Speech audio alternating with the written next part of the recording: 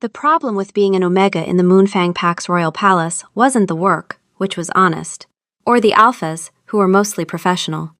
The problem was the sheer, overwhelming, high-stakes invisibility. Clara Moon, polishing the same silver chalice for the third time, knew this with the certainty of a baker knowing dough has overproofed. She was a ghost in a maid's uniform, a necessary but unremarked part of the machinery. Her core wound, a quiet, persistent hum of inadequacy, told her this was her proper place. Don't be seen, don't be heard, and for the love of the moon, don't mess up. Tonight, messing up was not an option. Princess Valdis of the Stonepaw clan was arriving. A political alliance was on the line, one that hinged on a successful dinner, polite conversation, and, if the frantic whispers from the council chambers were to be believed, a subtle nudge of magical persuasion. Clara's job was simple. Carry the tray of welcome drinks, serve the princess and King Felix first, then melt back into the tapestries. She had practiced the route from the kitchens to the Great Hall 17 times. She had timed it. She had accounted for potential steam venting from the castle's ancient hot spring plumbing, a frequent and foggy menace. She had mapped the 3 most likely glimmermite flight paths based on which chandeliers had been freshly polished. She had, in the privacy of her own head, calculated the probability of each possible disaster and ranked them in order of public humiliation, from mild, a wobble, to catastrophic, total tray loss in front of foreign royalty. The probability of catastrophic failure was, by her own generous estimate, 4.7%. She had over-prepared, because over-preparation was the only defense she had against the universe's cruel sense of humor. Her best friend Lena tied the crisp ribbons of Clara's apron, her fingers nimble. "You look like you're about to serve drinks at an execution." "It feels like one," Clara muttered, adjusting the tray. The 2 goblets for the royals were heavier, solid gold inlaid with moonstones. The one on the right, for the princess, seemed to shimmer with a faint, rosy iridescence that wasn't just the light. Lord Graves was very specific. Right goblet for the princess, left for the king. Do not mix them up. "Graves is a fossil who thinks charm is a communicable disease," Lena said, plucking a stray thread from Clara's shoulder. "Just smile, don't trip, and think about the leftover cake in the pantry. Marcus Thorne said the king barely touched the honey lavender loaf I sent up." Clara's heart did a little flutter at the mention of the king's beta, not for herself, but for Lena, whose crush on the perpetually exhausted man was the palace's worst-kept secret. Did he say anything else?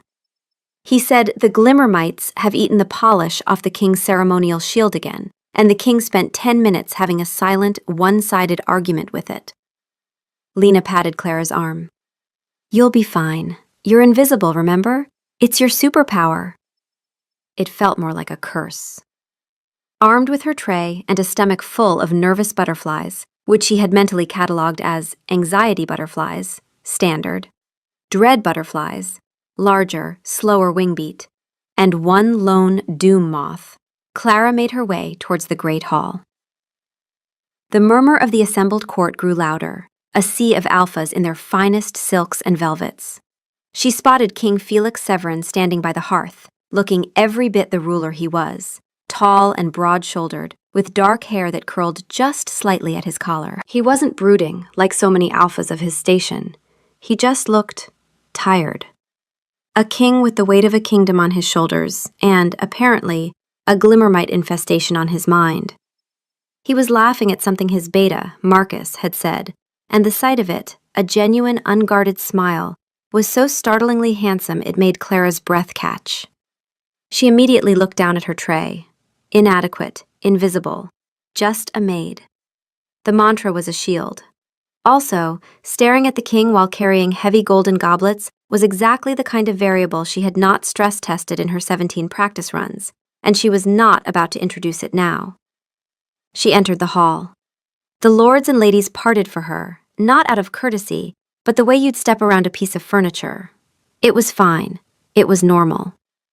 She reached the royal dais just as Princess Valdis, a formidable alpha woman with a warrior's build and eyes that missed nothing, was making her formal greetings. "Your Majesty," Clara said, her voice a practiced whisper.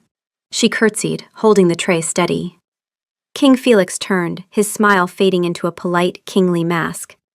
His eyes, a startling shade of amber, flickered over her without really seeing her. "Thank you." He reached for his goblet. Princess Valdis reached for hers. This was it. The moment. Simple. She had practiced. And that's when a glimmermite, drawn by the dazzling polish on her tray, chose to fly directly into her left nostril. It was a tickle, then a spark, then an explosive, full-body sneeze that she had no time to stifle. Her eyes slammed shut. The world became a blur of motion and sound. The tray tilted violently. She heard the two heavy goblets leave the surface, heard the collective gasp of the court, and then felt warm liquid cascade over her head, drenching her hair, running down her face, soaking the front of her uniform. Something electric spread across her skin where the liquid touched, a buzzing that started at her scalp and raced downward. For a disorienting moment, the hall seemed to tilt sideways. The sounds around her muffled as if she were underwater. A warmth that had nothing to do with the temperature bloomed in her chest and expanded outward. She opened her eyes. The first thing she saw, the only thing she saw, was King Felix. He was staring at her, his mouth slightly agape, his amber eyes wide with shock.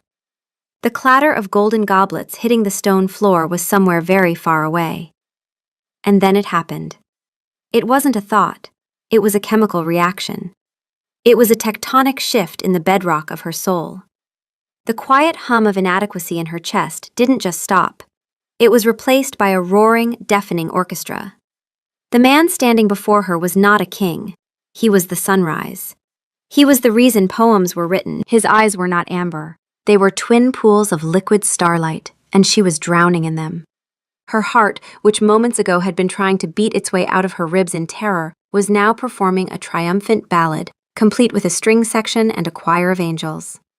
Every fiber of her being, every cell, every atom screamed one singular, universe-altering truth. Mine. She was still on her knees, sopping wet, in front of the entire court, but inside she was soaring. She smiled, a slow, dazzling, beatific smile that had never been on her face before. King Felix took a half step back.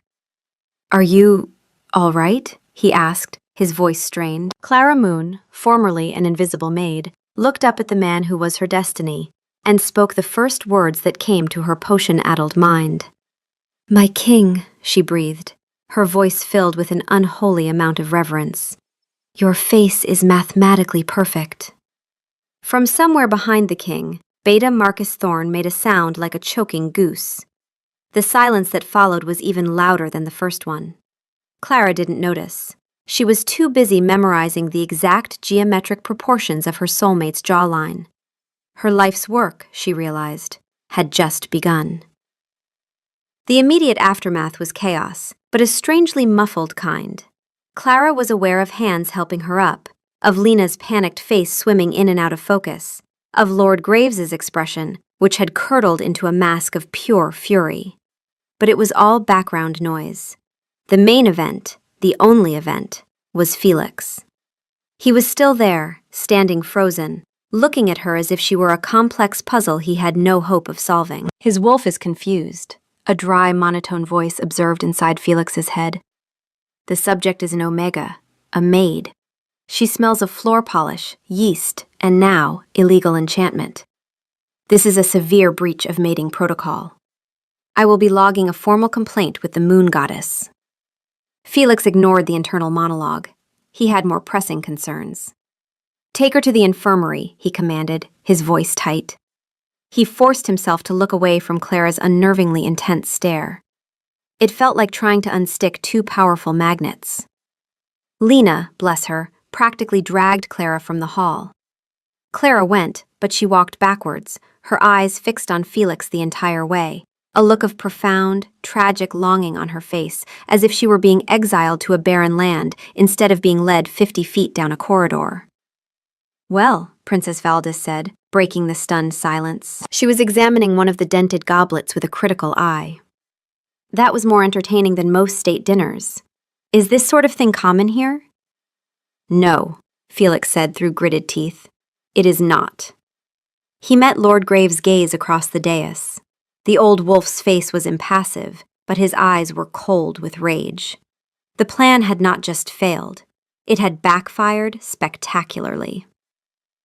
The next few hours were a blur of apologies, diplomatic smoothing over, and quiet, menacing promises.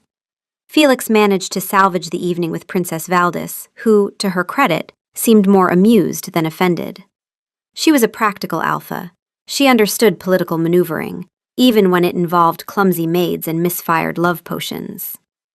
"Just see that the girl is taken care of," she'd said before retiring. "It's not her fault she was used as a pawn. And for what it's worth, your Lord Graves looks like he's about to chew through stone. I'd watch him."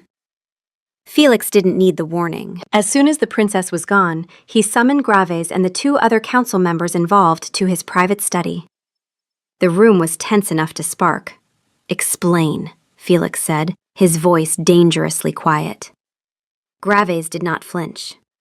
"Your Majesty, we acted in the best interests of the pack. An alliance with the Stonepaw is vital.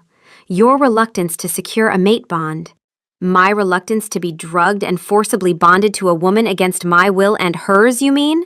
Felix snapped. "This was treason." "Technically, it is high treason and a flagrant violation of Interpack Accord, Section 4, Subsection B, Magical Coercion in Mating Rituals," his wolf supplied helpfully. "The penalty is forfeiture of lands and titles.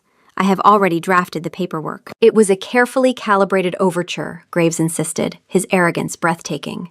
"Both goblets carried a mild variant. Yours would have created a warmth, an openness, a nudge to see the princess in a favorable light. Hers, the same. Together they would have produced a convincing mutual spark, enough to begin a courtship from a place of genuine goodwill.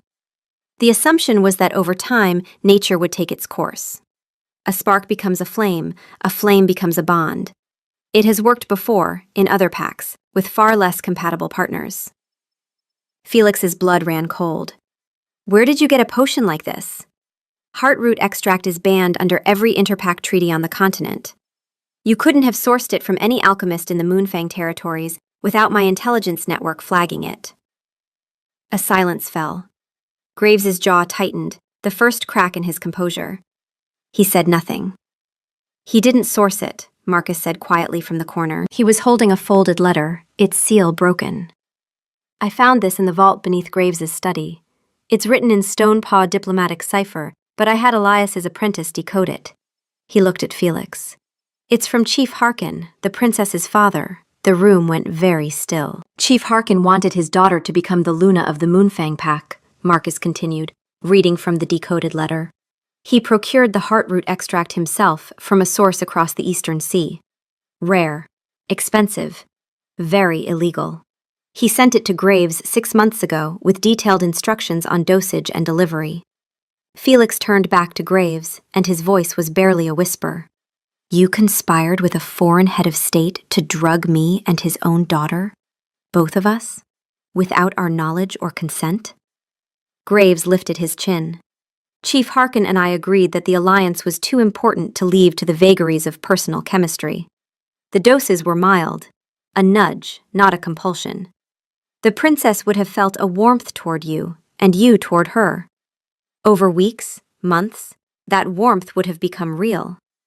No one would have been harmed. Except the princess's autonomy," Felix said. "And mine. And, as it turns out, my maid's entire mind. Instead, the stronger dose has drenched a completely innocent servant and made her intensely devoted," Marcus finished, rubbing his temples. "We just got a report from the infirmary. She refused to let the healer examine her until he swore an oath of fealty to the king of her heart. Then she tried to weave him a crown out of bandages." Felix felt a migraine building behind his eyes. He sank into his chair. "You said both doses were mild. Why is she acting like this?" The royal healer, a wizened old wolf named Elias, who had been summoned to the meeting, cleared his throat. "The doses were calibrated for ingestion, Your Majesty. A sip. Heartroot extract is absorbed through any mucous membrane or prolonged skin contact. Being doused in a full goblet's worth is not the same as drinking a sip.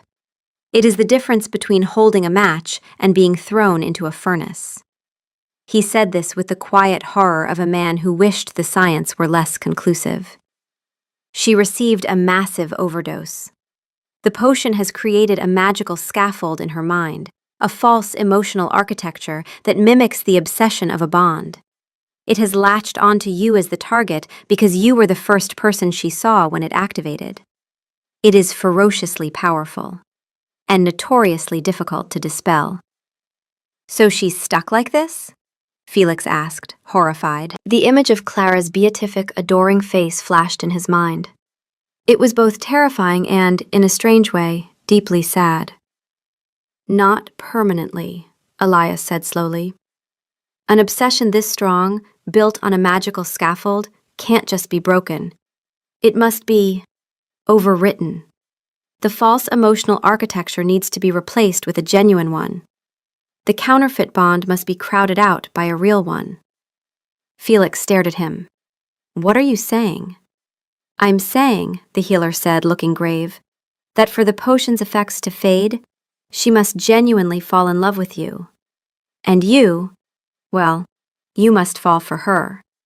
The magic recognizes authenticity. When the real emotion is strong enough, it will render the magical counterfeit obsolete. The room was silent. Felix felt a wave of dizziness. And you should know, Elias continued, the scaffold responds to authenticity from both sides. If your feelings toward her are genuine, even briefly, even in a small way, it creates a window. The false bond loosens when the real thing pushes against it. You'll see it happen. Moments where she surfaces, becomes herself again. When that happens, it's because something real just passed between you. The stronger the genuine feeling, the longer the window. This is procedurally unsound, his wolf stated flatly. Courtship protocols require a minimum of 6 social outings, 1 shared hunt, and a formal declaration of intent to the Pack Council. This is starting with the conclusion and working backwards. It is an administrative nightmare. So I have to court a maid who has been magically compelled to adore me in the hopes that she will actually adore me, to cure her of the adoration? Felix summarized, his voice rising with each word. That is the most ridiculous, circular, nonsensical thing I have ever heard. It is the only way, Elias affirmed. And it must be genuine. The magic is old. It will know if you are merely going through the motions. You cannot fake it. Felix stood up and began to pace, his hands clenched. He was a king. He had trade disputes to settle, borders to patrol, and a glimmermite problem to solve. He did not have time to engage in a fraudulent, backward courtship with a staff member who was currently trying to build him a shrine out of medical supplies. He stopped and looked at Graves, his eyes cold. You will be confined to your quarters under guard, all of you. We will deal with your treason later. And you can explain to Chief Harkin why his clever little arrangement poisoned a maid instead of his daughter. Right now, I have to go prevent my newest, most fervent admirer from composing a sonnet about my boots. He strode out of the room, leaving his treacherous council members in stunned silence. Marcus hurried to catch up with him in the corridor. Felix, what are you going to do? I'm going to the infirmary, Felix said, his jaw tight. Apparently, I have a date. Correction, his wolf said.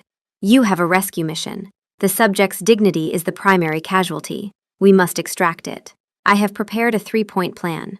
Step 1, establish a safe perimeter. But he didn't go to the infirmary, not yet. He took the back stairs, the ones that led to the postern gate and the moonlit tree line beyond the north wall. He stripped off his tunic, folded it over a low branch, and shifted. The change rolled through him like a held breath finally released. Bones reshaping, skin giving way to dark fur, the world snapping into sharper focus as his wolf senses took over. He hit the ground on 4 legs and ran. Not toward anything, just ran. The perimeter trail was 3 miles of packed earth through dense pine, and he tore through it at full sprint, his claws throwing up loam, his breath a steady bellows rhythm. 2 sentries in wolf form, patrolling the eastern fence, flattened their ears and pressed against the tree line as he passed, recognizing their alpha's scent and his mood. He did 3 laps. By the end of the third, the killing rage had burned down to something colder and more useful. He shifted back at the postern gate, pulled on his tunic, and went to face his newest, most fervent admirer. Felix reached the infirmary door and hesitated. He could hear a soft, wavering voice from within, singing a tune that was vaguely familiar, but with entirely new and frankly alarming lyrics. Oh, his eyes are like the honey, his voice a rumbling storm.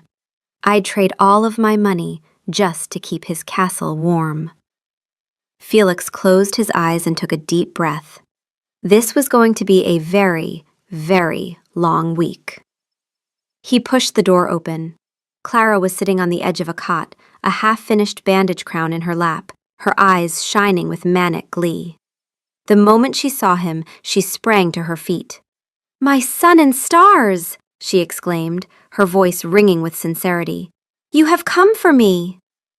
Felix Severin, king of the Moonfang pack, looked at the small, drenched Omega maid who was gazing at him as if he had personally hung the moon in the sky, and felt a profound sense of doom. His wolf, for the first time that night, was completely silent. And that was the most terrifying thing of all. The imprisonment of Lord Graves and his co-conspirators sent a shockwave through the palace, but it was a ripple compared to the tsunami that was Clara Moon.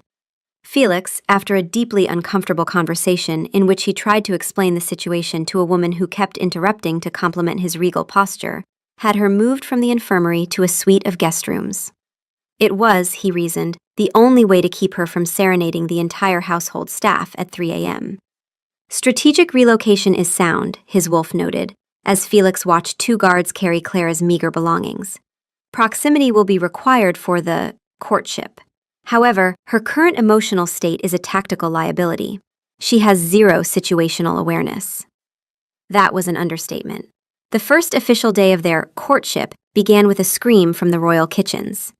Felix and Marcus arrived to find Clara, ankle-deep in flour, standing protectively in front of a mountain of collapsing dough. The head cook, a burly alpha named Greta, was staring at the 5-tiered monstrosity with horror. She called it a confection of eternal devotion, Greta whispered to Felix. She said it was a testament to the moment your souls touched. Then she tried to add a 7th layer, and the whole thing surrendered. Clara beamed at Felix, completely unfazed by the disaster. "It is a metaphor, my king.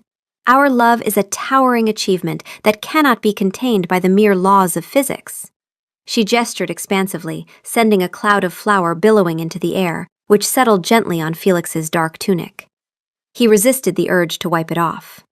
"Clara," he said, his voice strained, "perhaps we could start with something smaller. A scone, maybe?" "A scone?" she repeated, looking wounded. "Is our love a scone, Your Majesty? Small? Dry? Best served with clotted cream?" "I like scones," Marcus offered weakly from the doorway. Clara ignored him. Her eyes, wide and earnest, were fixed on Felix. "No, our love is a banquet, a feast. I shall begin again." Felix managed to coax her out of the kitchen only by promising her a personal tour of the royal library. This, he thought, would be a safe, quiet activity. He was wrong. The library was Felix's sanctuary, a vast, silent space filled with the scent of old paper and leather. He had spent his lonely childhood here, losing himself in stories of other worlds. He hoped the quiet would have a calming effect on Clara. Instead, she saw it as a landscape of romantic possibility. She didn't walk between the shelves. She glided, running a hand reverently over the spines of books. "So much knowledge," she whispered, her voice echoing in the cavernous room. "But none of it can compare to the wisdom in your eyes." Felix, who had been about to show her a rare illustrated history of the pack, stopped. "My eyes?" "Yes," she said, turning to him. "I have composed a short verse, if you would allow it."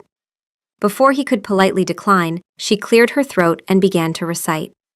"A king's gaze, a tome unbound, where secrets of the heart are found.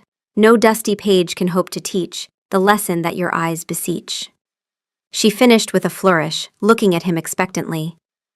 The meter is flawed, and beseech is a weak rhyme for teach, his wolf critiqued dispassionately. However, the sentiment, while magically induced, is thematically appropriate for the location. Grade C+. That's very thoughtful, Clara, Felix managed. He decided to change tactics. He needed to find the real Clara, the woman underneath the terrible poetry and grand declarations. Elias had said the cure was genuine emotion. How could he foster that if he didn't even know who she was? Tell me about yourself, he said, pulling 2 chairs near a window overlooking the gardens. Before all this, what do you enjoy? Clara blinked, momentarily thrown. Enjoy? My king, my only joy is you. No, I mean before yesterday, he pressed gently. You worked in the kitchens. Lena tells me you're a wonderful baker. This was part of the file Marcus had compiled for him. Clara Moon, 25, Omega, orphaned. Employed at Palace for 6 years. Specialty, grief cakes. Known for being quiet, diligent, and terrified of glimmermites. A flicker of something real crossed her face, a shadow of the anxious, invisible maid. I like the way bread dough feels in my hands, she said softly, her gaze dropping to her lap. I like the smell of cinnamon. I like it when a cake rises perfectly. For a second, she was just Clara, a baker talking about her craft, a genuine window. Felix felt his curiosity sharpen, a real, unforced interest in the woman behind the enchantment. Clara seemed to settle more firmly into herself, the manic gleam dimming another degree, as if something in the air between them had shifted. Grief cakes, he said. Lena says they're legendary. Her head snapped up, the potion haze crashing back in with the force of a tidal wave. Her eyes lit up. Grief cakes, for when one is grieving the sorrowful time before they met you. What a brilliant idea! I shall bake you 1,000 of them, a mountain of cakes to represent the mountain of my devotion. Felix sighed. 1 step forward, 3 giant cake-themed steps back. But Elias's words echoed in his head. The window had opened because his curiosity was real. It had closed because the feeling wasn't strong enough yet. The B-plot, meanwhile, was progressing at a much more sedate pace. That evening, Marcus Thorne found Lena polishing silver in a quiet alcove, vigorously scrubbing away a fresh glimmermite smear. Evening, he said, leaning against the wall. He looked even more tired than usual. Beta, Lena said, not looking up. Come to report on the latest romantic catastrophe? She tried to re-choreograph the changing of the guard into a ballet representing the seasons of her love, Marcus said, his voice flat. The guards were not amused. The captain threatened to abdicate. Lena finally stopped scrubbing and looked at him, a small smile playing on her lips. And you, Marcus? How are you holding up in all this? I'm considering retiring to a remote monastery, one without kings or love potions. He watched her hands, strong and capable, as she worked. You're worried about her. Of course I am, Lena said, her voice softening. This isn't her. She's quiet and shy, and she thinks her biggest ambition in life is to create a perfectly laminated croissant. Now she's this. What happens when the potion wears off? The fall is going to be brutal. Felix will catch her, Marcus said, with a certainty that surprised even himself. He's a good man, under all the kingliness. And who catches you, Beta Thorne? Lena asked softly, her eyes meeting his. Marcus, for the first time all day, looked flustered. He straightened up. The glimmermite situation on the West Wing requires my immediate attention. He practically fled, but not before Lena saw the faint blush on his cheeks. Back in the guest suite, Felix was attempting another genuine connection activity. He was reading to Clara from one of his favorite books, a simple adventure story about a boy and his wolf. He'd hoped the story would be a neutral ground. Clara was listening, but not to the words. She was perched on the edge of her seat, her chin propped in her hands, staring at his mouth as he read. The boy looked at his wolf, and he knew he was not alone in the great, dark wood. Felix read, his voice steady. The cadence of your speech is like a river, Clara whispered dreamily. flowing ever onward to the great sea of my affection. Felix stopped reading. He closed the book with a quiet thud. Clara, are you listening to the story at all? The story of us is the only one that matters, she said. He ran a hand through his hair, dislodging the last of the flower. This was impossible. He was trying to connect with a person whose entire personality had been hijacked by a magical broadcast signal tuned to a single station. Him. He felt a pang of guilt. It was his counsel's fault, but he was the king. He was responsible for her, and he was failing miserably. The subject is not receptive to literary analysis, his wolf observed. Suggest alternative strategy. Shared activity, nonverbal, proximity without expectation of coherent dialogue.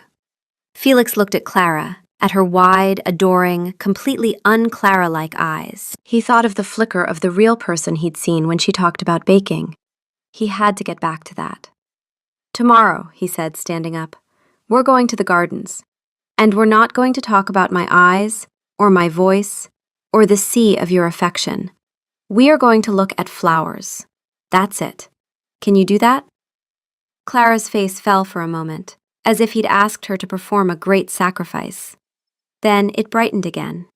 Of course, my love. I shall gaze upon the petunias and see your strength. I shall look at the roses and see your passion. I shall observe the humble daisies and see your— Just look at the flowers, Clara, Felix interrupted, his voice gentle but firm. Just the flowers.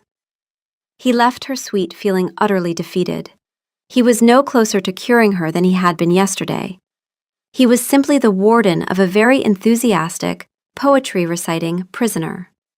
As he walked down the corridor, he passed a tapestry depicting the pack's founding. It was slightly crooked. He reached out, his hand hovering over the edge to straighten it. It was a nervous habit, a small act of control in a life where so much was out of his hands.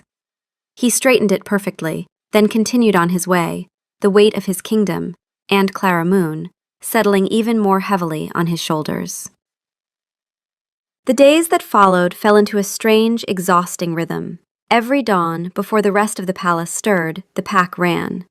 It was tradition older than the castle itself, the morning run, and Felix led it in wolf form, his dark wolf breaking the tree line first, 30 or 40 wolves streaming behind him through the silver-gray forest, paws silent on the pine needle floor. Clara watched from her guest suite window on the third morning, pressing her forehead against the cold glass. Below, the courtyard emptied as wolves poured from every door, guards and servants and nobles alike, all rank stripped away in fur. Felix's wolf was easy to spot, larger than the others, dark-coated, running at the front with a long, tireless stride. The pack fanned out behind him like a living river. They're beautiful, she whispered, and for once, it was not the potion talking. It was just a baker who had spent 6 years in the kitchens and never once watched the morning run. By the time Felix returned, shifted back, and appeared at her door with damp hair and the sharp, clean scent of pine still on his skin, she had composed a 14-verse epic about his wolf's majestic haunches. The lucid moment had not survived. Felix would attempt a normal human interaction with Clara. Clara, in turn, would interpret that interaction through the funhouse mirror of her magical obsession, turning it into an epic romance of world-shattering proportions.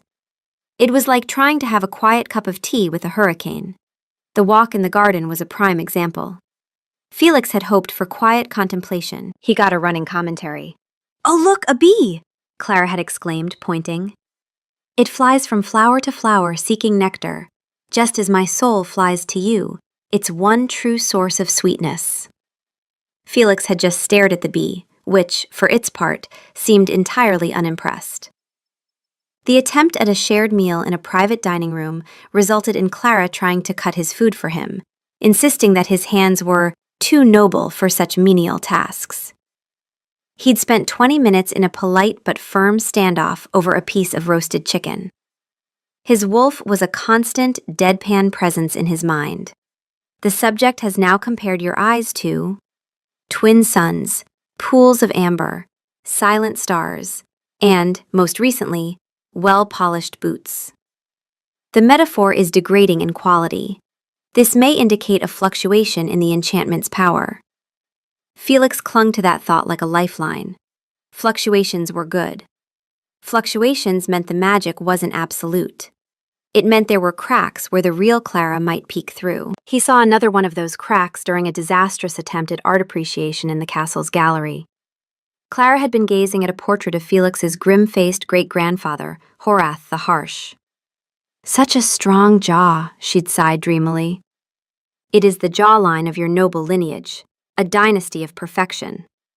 He was famous for levying a tax on beards, Felix had replied dryly, and for losing a border dispute over a misunderstanding about a goat. He wasn't perfect. Clara had turned to him, a brief, genuine frown creasing her brow.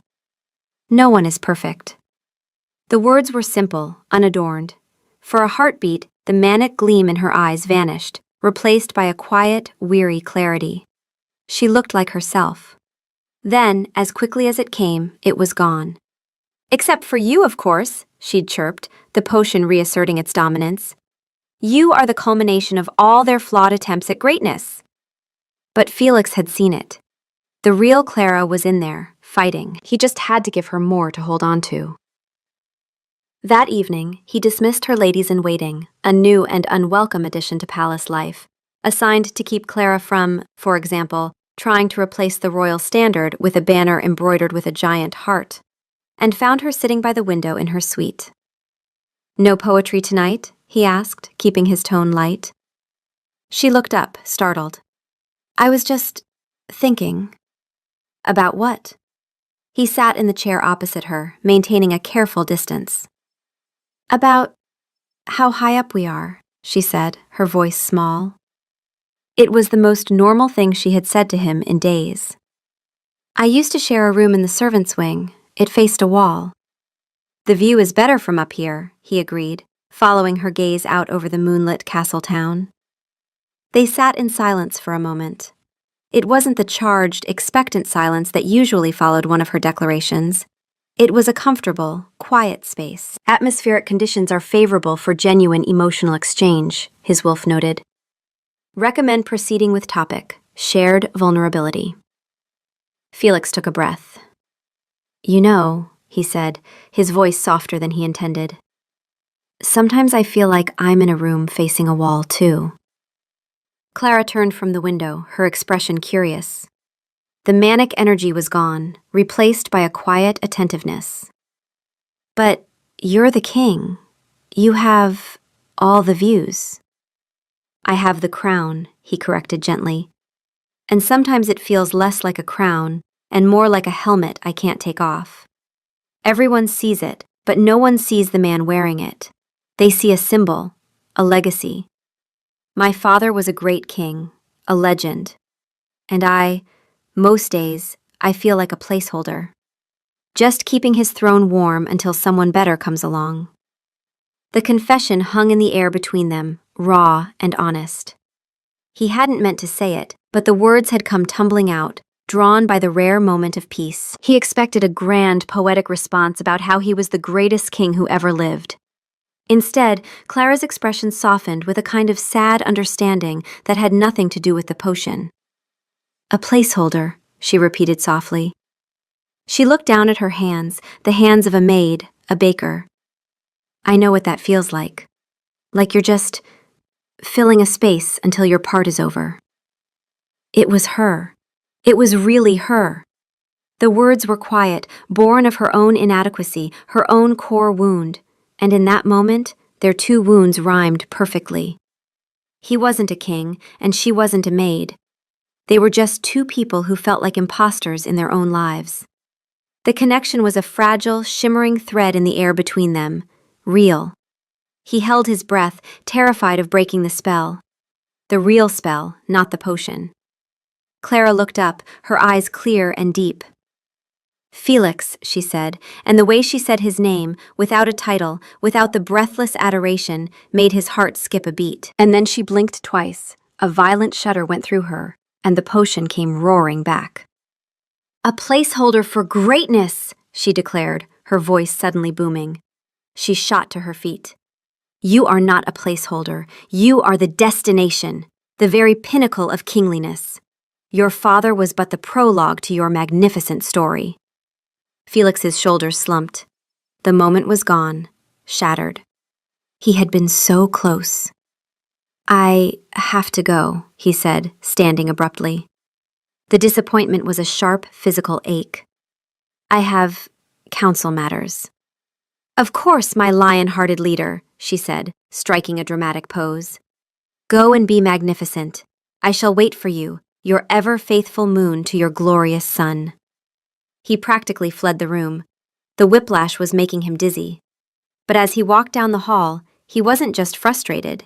He was something else, too. He was hopeful. Because for 30 seconds, he hadn't been trying to cure Clara Moon.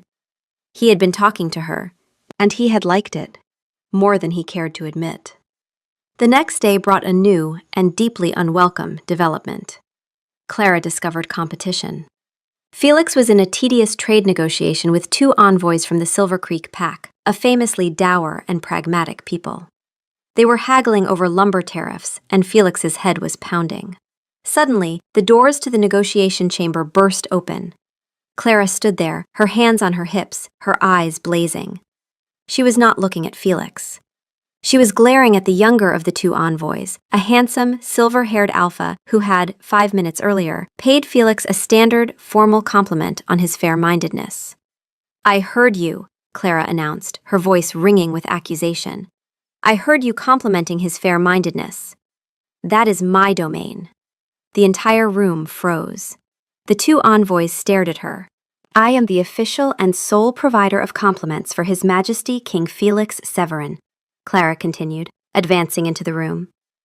Your flattery, while likely sincere, is an encroachment on my duties. I must ask you to cease and desist. The silver-haired envoy looked at Felix, his eyebrows raised to his hairline. Is this a local custom? She is attempting to establish territorial dominance over praise, Felix's wolf observed. This is not a recognized courtship ritual. It is, however, bold. I am making a note. Clara, Felix said through gritted teeth, we are in the middle of a very important... What is more important than defending the sanctity of your compliments? She demanded. This morning, I composed an 11-stanza ode to your judicious nature. It is currently under review by the royal scribe for punctuation. And this upstart thinks he can just walk in here with a casual, oh, you're so fair-minded, and steal my thunder? I think not. Marcus, who had been standing by the door, put his face in his hands. Felix felt a hysterical laugh bubbling in his chest. This was his life now, international diplomacy being derailed by poetic jealousy. He took a deep breath. Clara, the envoy was simply being polite. Politeness is the currency of strangers, she declared. Devotion is the currency of the heart, my currency, not his. She pointed an accusing finger at the baffled envoy. Somehow, Felix managed to smooth things over. He promised the Silver Creek envoys a concession on the tariffs, which Marcus would later describe, with the quiet fury of a man who had spent 3 weeks negotiating, as expensive, and had Clara escorted from the room, still muttering about copyright infringement on compliments. The incident, however, served as a turning point. The potion wasn't just making her adoring, it was making her possessive. And that was dangerous. The volatility came to a head during the monthly ritual of sincere grumbling. It was a stupid, ancient tradition, but it kept the peace. Pack members would write their petty grievances on scrolls and tie them to a gnarled old oak tree in the castle courtyard, the grumble post. The scrolls were anonymous and would be burned, unread, by the king at sunset. Felix was presiding over the ritual, a tedious but necessary part of his duties. He watched as servants, guards, and nobles alike tied their complaints to the branches. He saw Lena tie a scroll, and he had a feeling it mentioned a certain Beta who was emotionally constipated. Then he saw Clara. She wasn't tying a scroll, she was marching towards the tree with a look of grim determination, carrying a small, beautifully decorated box. She ignored the line, walked straight to the tree, and stood before it. I have a grievance, she announced. The crowd quieted, turning to stare. This was not how the ritual worked. It was anonymous, silent. My grievance is with this entire ritual, she declared. Why should our glorious king, a shining beacon of perfection, be subjected to our petty complaints? He has no flaws. To grumble in his kingdom is to grumble about the sun for being too bright. A low murmur went through the crowd. This was bordering on sacrilege. The right to grumble was sacred. Therefore, Clara continued, opening her box, I have not brought a complaint. I have brought antidotes. She began taking out small, exquisitely decorated cookies. Counter-grumble cookies. For every complaint, a cookie of praise. For every sour word, a sweet morsel of truth about our king's boundless magnificence. She began trying to force cookies on the bewildered pack members. You, grumbling about the leaky roof in the East Barracks? Have a cookie celebrating the king's strong and sheltering leadership. You, complaining about the Glimmermites? Have a cookie in honor of his dazzling personality, which attracts all beautiful things. It was a disaster. It was turning a solemn pack ritual into a bizarre, one-woman propaganda campaign. Felix knew he had to intervene.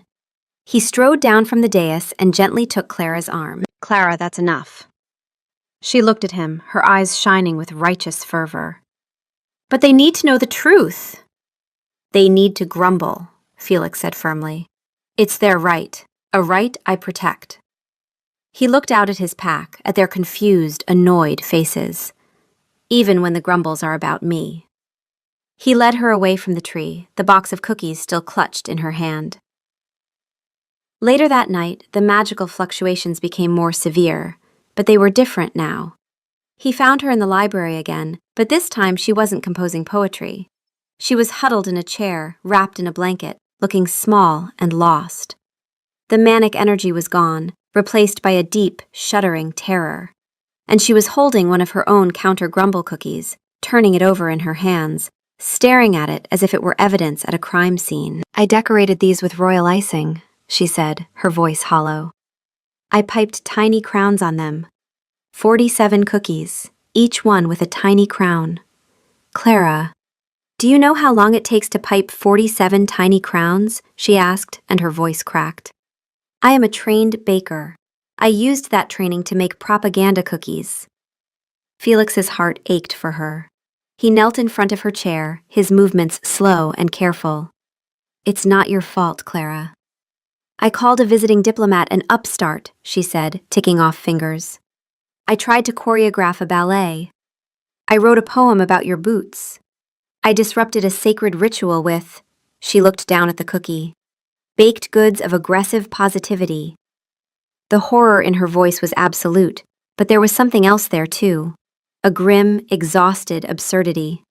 She was seeing the comedy of it, even as it crushed her. It was a very descriptive poem, he offered, trying for a weak smile. And the cookies were, technically, excellent. A sound escaped her that was half laugh, half sob. Oh, wonderful. I'll put that on my headstone. Clara Moon, technically excellent at humiliating herself. This was different from the window scene. She was more here, more herself, and more dangerous to be around. Because the real Clara, the one with the dark, self-aware humor, was someone he actively wanted to talk to, not just someone he was trying to reach. He had shifted earlier that evening without thinking about it, padding into the library in wolf form and settling on the rug in front of the fire while she read. His wolf was quieter in this shape, the internal monologue reduced to sensation rather than commentary, and something about his presence as a wolf seemed to calm her, too. She had read aloud for almost an hour, her voice steady and clear, one hand absently dropping to scratch behind his ear. Then she had frozen, her fingers still buried in his fur, the realization hitting her like a brick. I just scratched the king behind the ear, she said, her voice hollow. Like a dog. He had shifted back, sitting cross-legged on the rug, his hair disheveled from the change, and said, It was the left ear. The left ear is the good one. She had stared at him for 3 full seconds before the laugh escaped, startled and genuine, and the lucid window held. You know what the worst part is? She said quietly, and she looked at him with eyes that were almost entirely clear. It keeps coming and going. One minute I feel normal, and the next this wave just washes me away. And I can feel it coming and I can't stop it. I'm standing there watching myself compose odes, and I'm screaming inside and nothing comes out except more terrible poetry. You're fighting it, he said. That's not nothing. I'm losing, she whispered. He reached out, his hand hovering for a moment before he gently touched her shoulder. You're not an embarrassment, Clara. You're brave. She stared at him, her tears suspended. Brave? You're trapped in a storm that isn't yours, and you're still fighting to find your way out. That's the bravest thing I've ever seen. She didn't lean into his touch this time. Instead, she went very still, looking at his hand on her shoulder and then at his face, studying him with an intensity that had nothing to do with the potion. It was careful, wary, the look of someone who was starting to feel something real and was terrified of it. You should go, she said, her voice barely audible. Are you sure? Yes. She pulled the blanket tighter around herself, a deliberate withdrawal. I think I need the wave to not come back right now. And when you're here, it's... She trailed off, her jaw tightening. She didn't finish the sentence. She didn't need to. She was protecting the lucid moment by sending him away. It was the most deliberate, most rational thing she had done since the potion hit her. Felix felt a pang of loss, but underneath it, a fierce respect. She was making a choice, a small one, but hers. Okay, he said quietly, and stood. He was at the door when her voice followed him, barely a whisper. Felix? The cookies really were technically excellent. He smiled into the dark corridor. The incident, however, had an unintended consequence. It gave Lord Graves, stewing under house arrest, an idea. He had few comforts in his confinement, but he still had a valet. The old man had served the Graves household for 40 years, and the guards saw no reason to deny a prisoner his clean shirts. The notes were folded into the laundry. Graves had heard, through this channel, about the king's strange, gentle courtship of the Omega maid. He'd heard about her moments of lucidity, growing longer each day. He saw the king's growing affection not as a cure, but as a weakness. His new plan was simple and cruel. If the king was protecting her, Graves would prove she was not worth protecting. He would expose her, not as an enchanted innocent, but as an unstable, grasping social climber, a madwoman unfit to be near the king. He would use the potion's chaos to break Felix's resolve.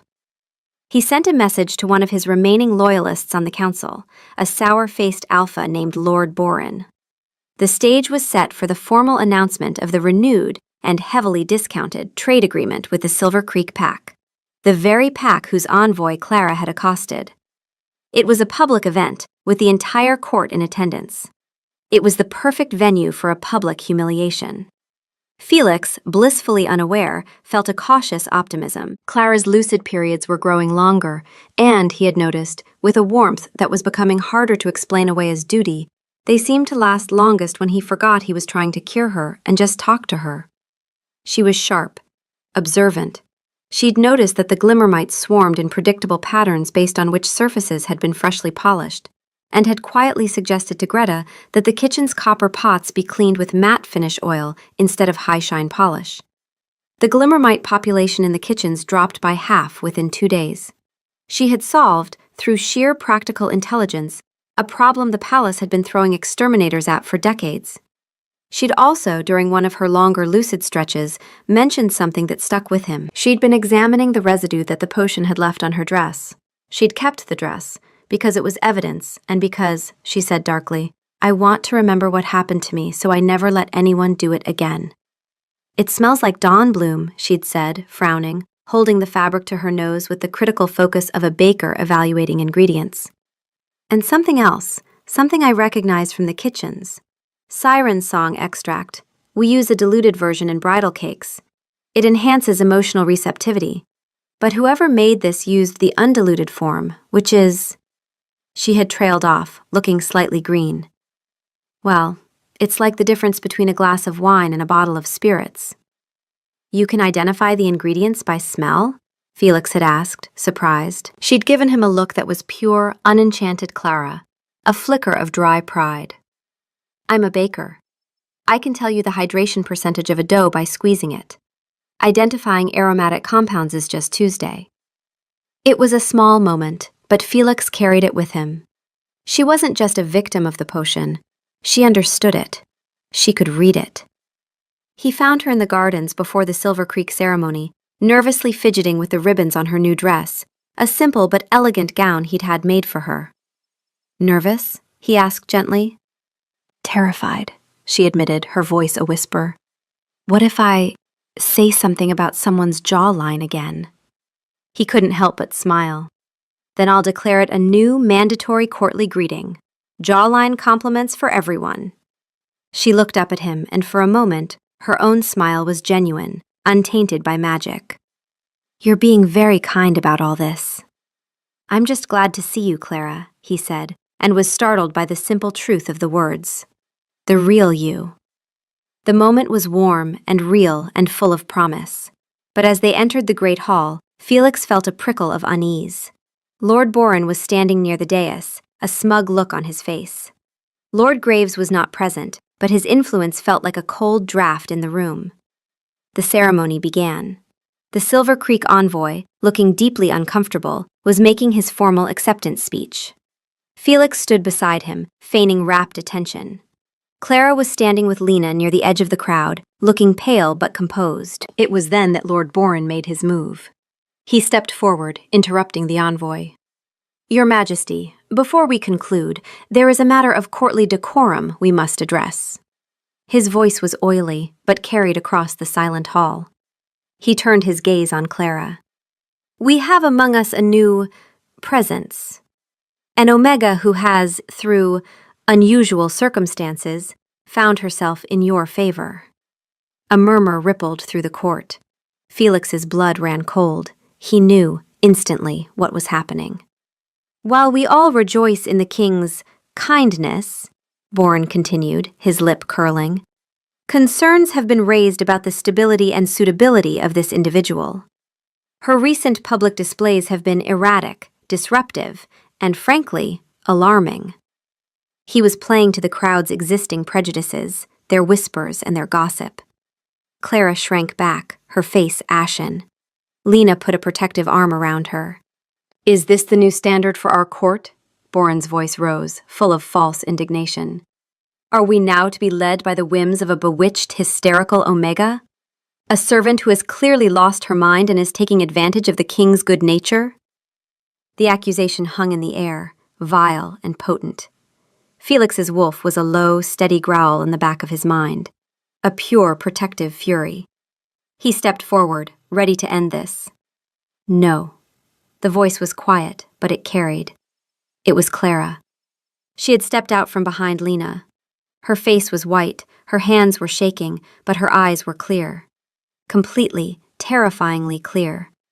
The lucid window, blown wide open by a surge of something that was not the potion at all. You're right, Clara said, and her voice did not waver.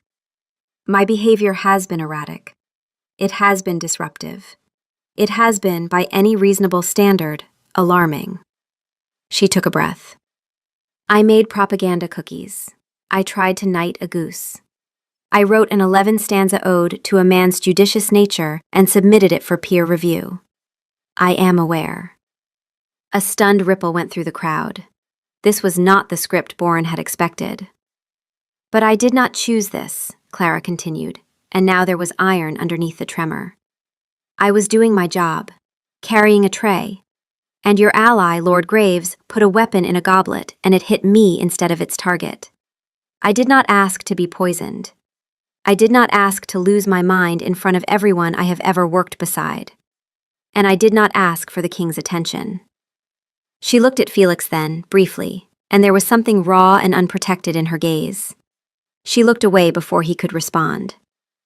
So if you want to question someone's suitability, Lord Boren, she said, turning back to him, I suggest you start with the man who thought drugging a foreign princess at a state dinner was good statecraft, not the maid who got caught in the crossfire. The silence that followed was different from every silence that had come before. It was not stunned or amused, or mortified. It was the silence of a room recalibrating. Felix walked forward. Not to rescue her. She had already rescued herself. He walked to stand beside her, because that was where he wanted to be. Lord Boren is correct about one thing, Felix said, his voice quiet but carrying to every corner of the room. Clara Moon's presence at my side is unusual. He gently took her hand. Her fingers were ice-cold and trembling. He squeezed them. He didn't pull her forward. He stood with her, a united front. It is unusual, because for the first time in a very long time, I have someone at my side who is not trying to use me, or flatter me, or gain power from me, he said. She is here because she was the victim of a cowardly, treasonous plot. You just heard her describe, with more honesty and courage than anyone in this room has shown in years, exactly what that plot cost her. He looked down at Clara, his voice softening. She called it what it was, and she did it while still shaking. That is not hysteria, Lord Boren. That is the bravest person in this hall. Then he looked back at the court, his mask of command gone, replaced by a raw, unshielded honesty. You see a maid, an omega, an inconvenience. I see a woman of strength and wit, who has endured something none of you could comprehend with more grace than any of you deserve. She is under my personal protection, not as your king, but as a man. An insult to her is an insult to me, and I do not forgive insults. The threat was unmistakable, but it was the combination, her fierce, trembling honesty followed by his fierce, deliberate sincerity that gave it its power. Neither of them had hidden. They had both stood bare in front of the court and dared it to look away. Lord Boren paled, sputtering, but no words came out. The court was stunned into silence, not by a king's rage, but by something rarer. Two people who had both refused to be ashamed. Felix turned back to Clara. The potion was still there. He could see its shimmer in the depths of her eyes, but underneath it was something else. Something that had nothing to do with magic. She had defended herself, and he had defended her, and the combination had created something neither of them could have built alone. A foundation. Real. The aftermath of that evening was profound. Lord Boren was stripped of his council seat and exiled to a remote northern outpost, a punishment that was both swift and deeply satisfying to the palace gossip network. The court, having witnessed Clara speak for herself with shaking hands and an unshaking voice, suddenly found a new respect for her. They were still wary, but the mockery was replaced by a hesitant curiosity. More importantly, the potion's hold on Clara began to fray, rapidly. Her lucid moments stretched into hours. The frantic, poetic pronouncements dwindled, replaced by awkward, stammering conversations and long stretches of mortified normalcy. The whiplash was less violent now. The waves still came, but it was more of a swell than a tsunami.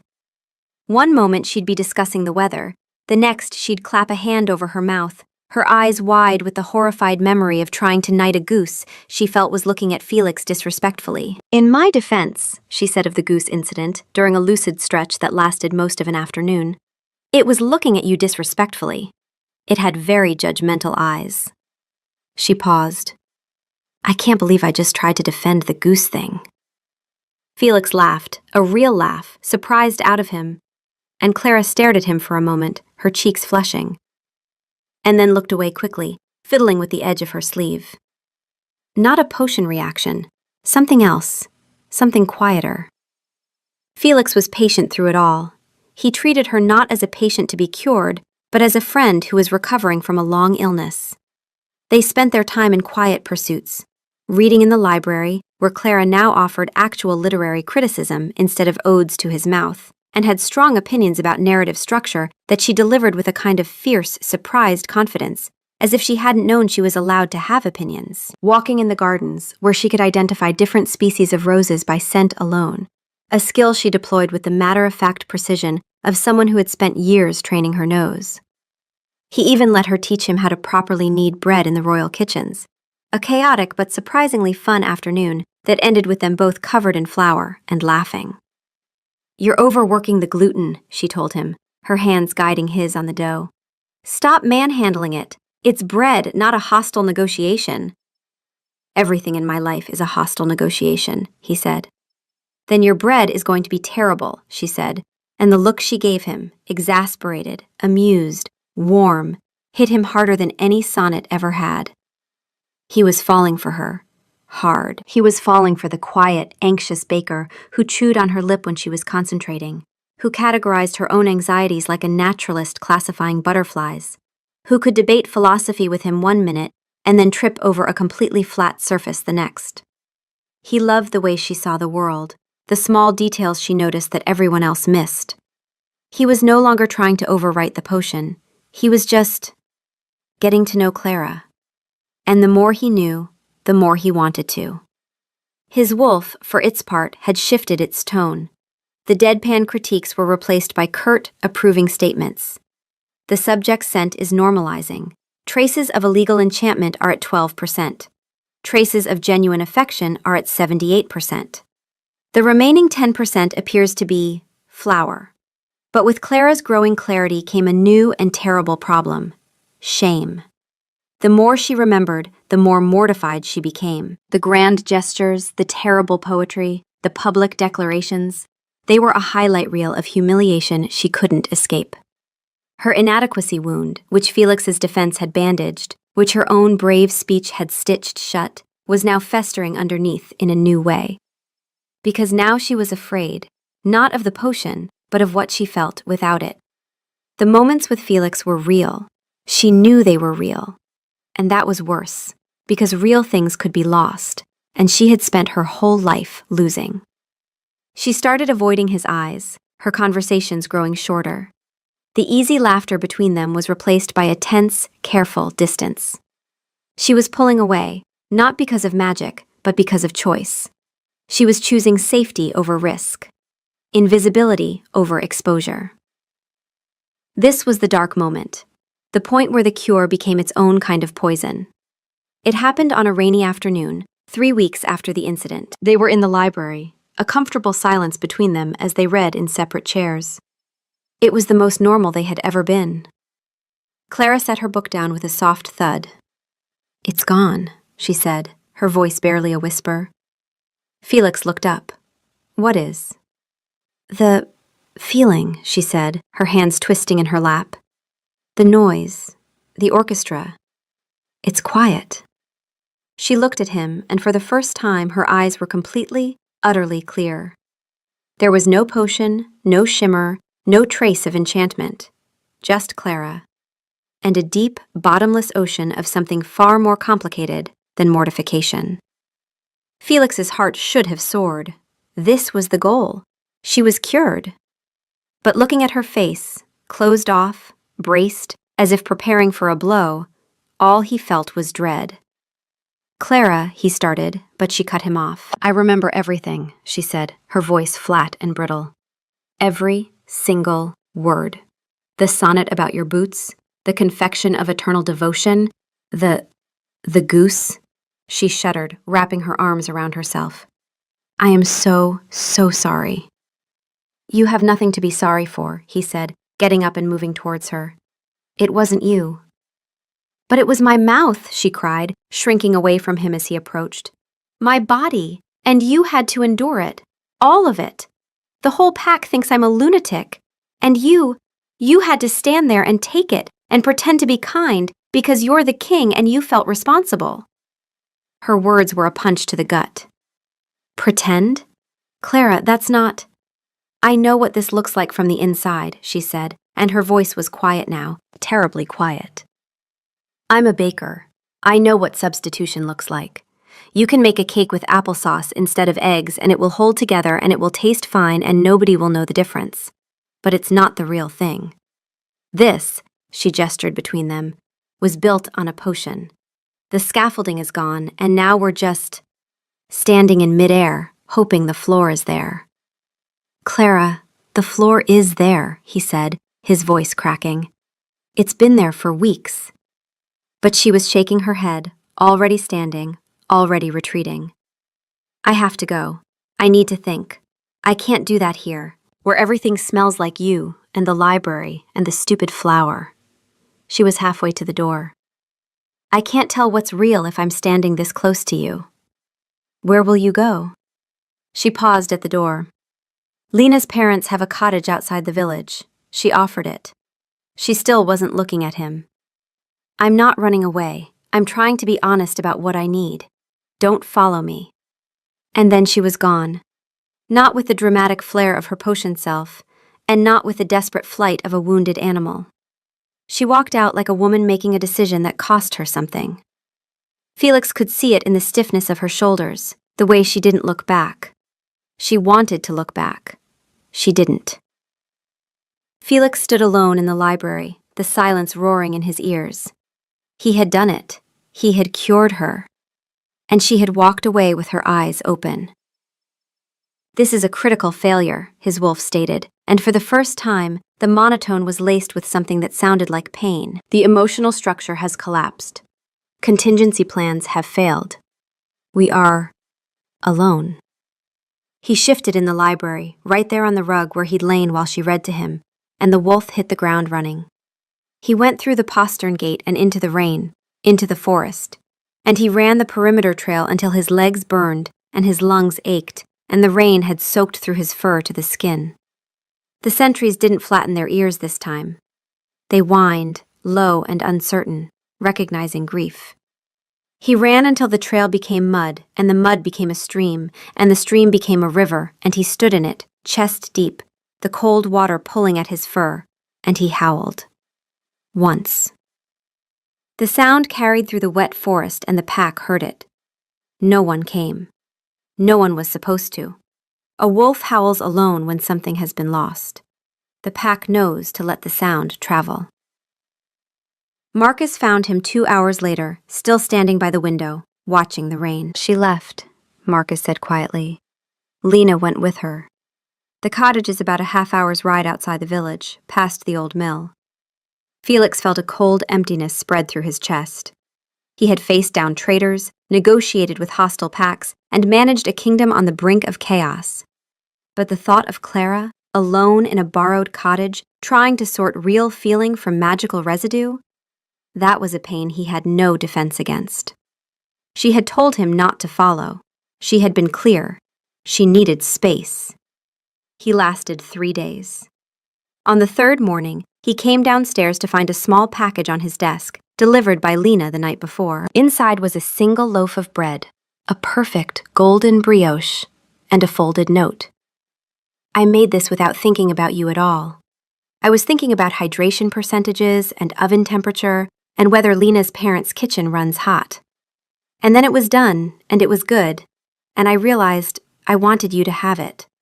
Not because of a potion, because I know you skip meals when you're stressed, and Marcus says you've been skipping meals. This is a choice, not a compulsion. I want you to know the difference. Clara. He stared at the note for a long time. Then he looked at the bread, the perfect golden crust, the careful, deliberate craft of it. A baker's language. Not a sonnet, not a declaration, just, I made this for you, and I know why. Marcus, he said, his voice raw but determined. Saddle my horse.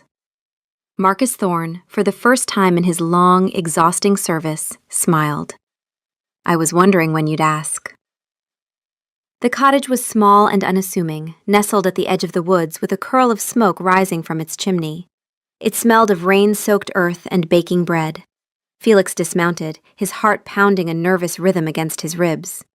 He was wearing simple leather riding gear, no crown, no royal insignia. He was just a man who had eaten the best brioche of his life that morning and couldn't stop thinking about the woman who had made it. He knocked on the rough wooden door. It opened a crack, and Lena's wary face appeared. She said don't follow. She also sent bread, he said. Lena studied him for a long moment. Something in his face must have satisfied her, because she sighed and opened the door wider. Don't make me regret this. Clara was standing by a large wooden table, her hands covered in flour. A half-kneaded lump of dough sat in front of her. She was wearing a simple apron over a plain dress, her hair tied back in a messy knot. She looked more beautiful than he had ever seen her. She was looking directly at him, and her expression was not surprised. It was the look of someone who had been expecting a knock and wasn't sure if she was relieved or terrified that it had come. "I told you not to follow me," she said.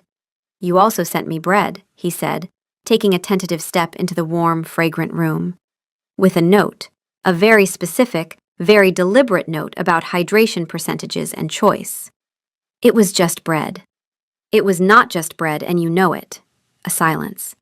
She punched the dough once, hard, and didn't look away from him. So what if it wasn't? He walked closer until he was standing on the other side of the table. "You said you couldn't tell what was real while you were standing close to me. It's been 3 days. You're not standing close to me anymore. What did you figure out?" The question hung in the air. Clara's hands went still on the dough. She looked down at them, then back up at him, and he saw the cost of what she was about to say written all over her face. Her jaw was tight, her eyes were bright. She was terrified. "I figured out," she said slowly, "that the cottage is quiet, and there's no potion, and there's no you. And I still think about the way you said placeholder, like it was a secret you'd never told anyone. I think about how you straighten the tapestries when you're worried. I think about how you laughed when I defended the goose. And none of that is magic, I checked, repeatedly." She wiped her hands on her apron, leaving flour streaks. "I also figured out that I am an orphaned Omega baker with flour in her hair and a public track record of writing terrible poetry. And you are the king, and this is insane."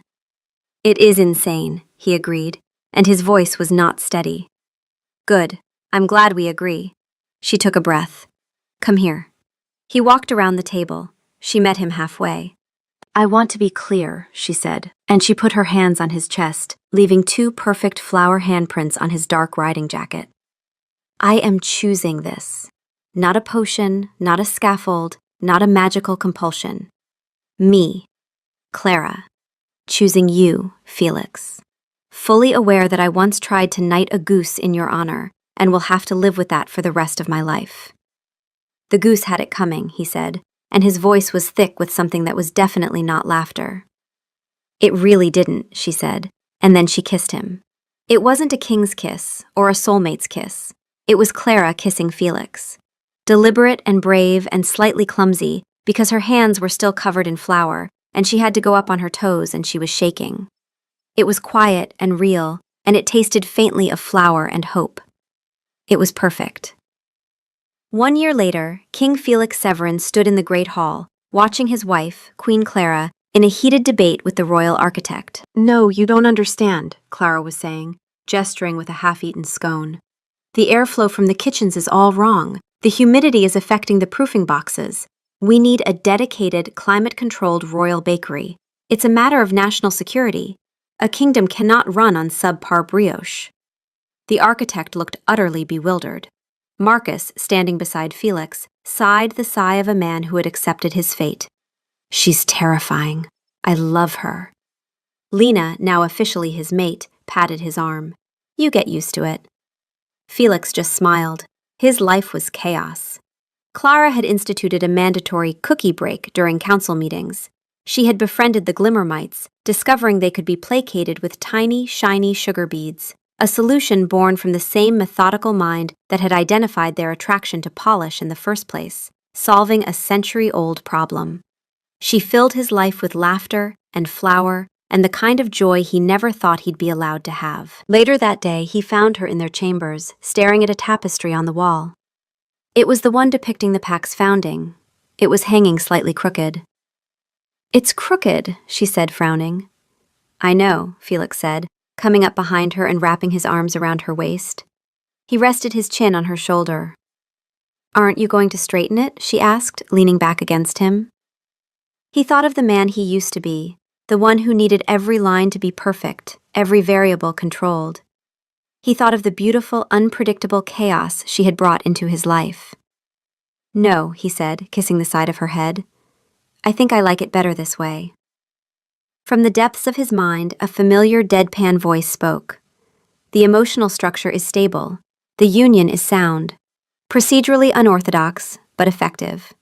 Final report, A+. Felix smiled. He wouldn't have it any other way.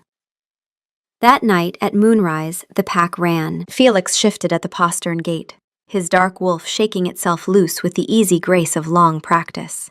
And Clara was there beside him, in riding boots and a cloak, because she was the queen, but she was not a wolf, and she had made her peace with that.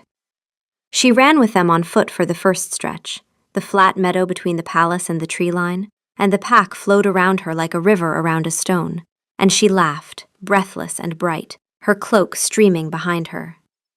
At the tree line she stopped, and Felix's wolf circled back to her, pressing his broad head against her palm. She scratched behind his left ear. "The good one," she said, smiling. Then the pack was gone, a dark river of fur and muscle pouring into the pines, and Clara stood in the moonlit meadow and watched them disappear, flour still on her fingers from the evening's baking. She would be in the kitchen when they returned, warm bread waiting, and the wolves would pad in one by one, shifting back to human form with damp hair and bright eyes, and the palace would smell of pine and yeast and home.